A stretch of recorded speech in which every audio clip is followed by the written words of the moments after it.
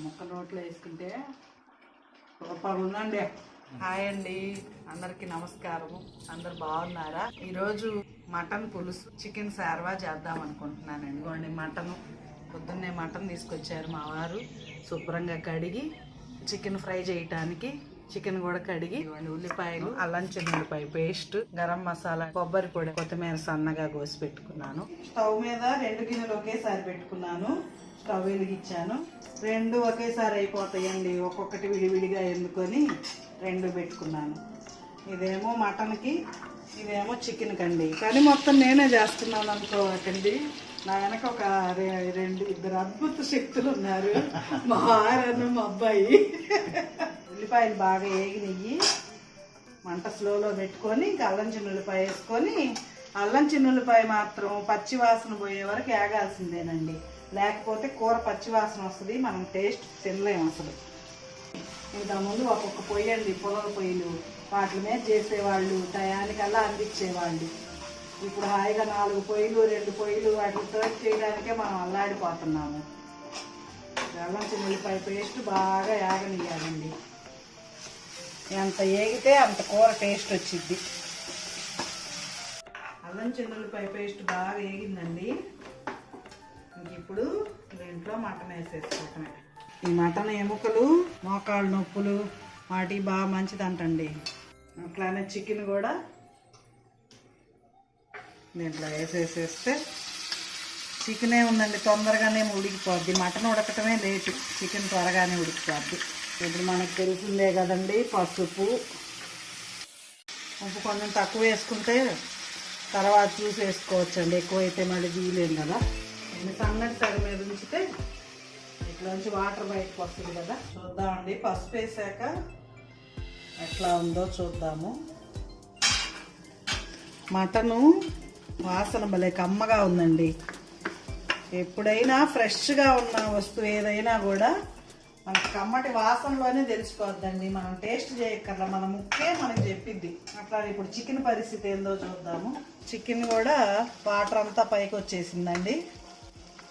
Fry కాబట్టి కాస్త ఈ మొత్తం నీరంతా ఉడికిపోతే బాగుంటుంది.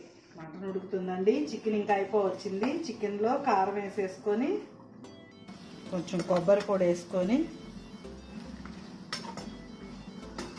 ఈ చికెన్ 2 రకాలండి. మెత్తగా ఉండే చికెన్, కొంచెం బాగా ఫ్రై అయ్యే చికెన్. ఇదేమో కొంచెం మెత్తగా ఉండే చికెన్, కొంచెం పళ్ళు నొప్పులు లేకుండా ఉంటాయి అన్నమాట ఈ చికెన్ తినాలంటే. దీంట్లో ఇంకా గరం మసాలా వేసేసుకొని, కొత్తిమీర పొడి కూడా వేసేసుకుంటే చికెన్ ఫ్రై అయిపోయినట్లే. ఉడికేటప్పుడే ముక్కలు సగం ముక్క అయిపోతాయండి. గుండెకాయ పలుకు, ఇట్లాంటి మెత్తటి ముక్కలు ఇవన్నీ ఫస్ట్ వేరేనండి తినేది, అదే వాళ్ళకి మిగిలింది. కారం వేసుకుంటే మటన్ బాగా ఉడకాలి కాబట్టి కారం వేసుకొని నీళ్లు పోసేసి మటన్ని బాగా ఉడకనియాలి. మటన్ ఎంత ఉడికితే అంత టేస్ట్.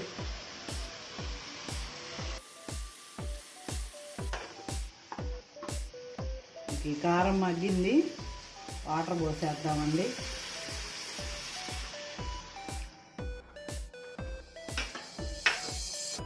మూత పెట్టేసి హైలో పెట్టి బాగా 20 నిమిషాల పాటు బాగా ఉడకనిచ్చేసేస్తే ముక్క బాగా మెత్తగా ఉడికిందండి. మటన్ స్మెల్ అయితే భలే వస్తుందండి. మటన్ ఒకసారి చూద్దాము. ఓ,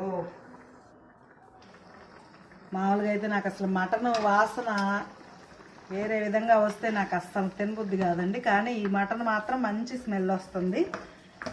మటన్ శార్వా గారెలో కానీ, చపాతీలో కానీ, వేడి వేడి అన్నంలో కానీ శార్వా వేసుకొని తింటే కొంచెం 40 ఏళ్ళు 45 ఏళ్ళు వచ్చాక మోకాళ్ళ నొప్పులు వస్తున్నాయండి. వాటన్నిటికీ ఈ మటన్ శార్వా చాలా మంచిది.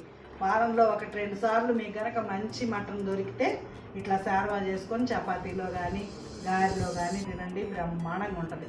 కింది ఇప్పుడు కొబ్బరి, గరం మసాలా, కొత్తిమీర,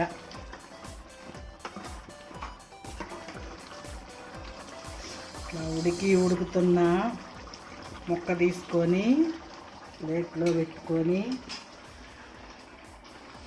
ఒక ముక్క నోట్లో వేసుకుంటే సూపర్ ఉందండి. పక్కన ఉడుకుతుంది, పులుసు అయిపోతే అన్నం పెట్టుకొని తింటమే ఇంకా.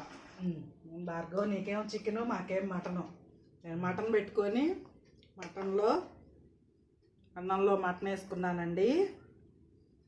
మటన్ శార్వా మాత్రం అదిరిపోయింది, కాలుతుంది. పెద్ద పెద్ద పళ్ళేల కన్నా శార్వా తినేటప్పుడు ఇట్లా గుంట పళ్ళెం అనుకోండి బాగుంటుంది.